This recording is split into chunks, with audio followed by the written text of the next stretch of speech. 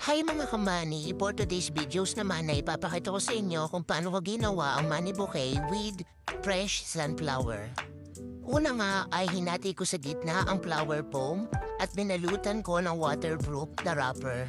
Sinecure ko siya sa pamamagitan ng hot glue at ng scotch tape para pag binasa ko siya ay hindi tatagas ang tubig.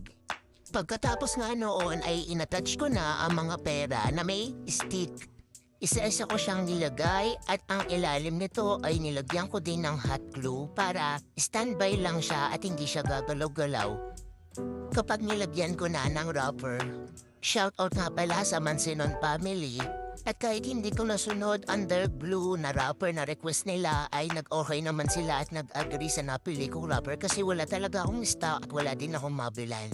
Parang may pagka-ocean blue ang nakuha kong wrapper. But overall naman ay maganda rin naman ang finished product. Nag-combine din ako ng yellow para naman tumer na siya sa sunflower.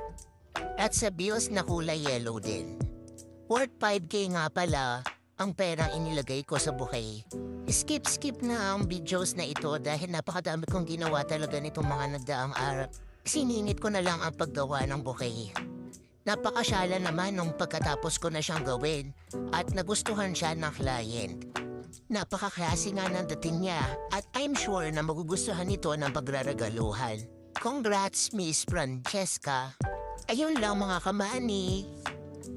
For today's video, salamat sa panonood. Place lang kayo ng order sa akin kapag interested din kayo. Bye-bye!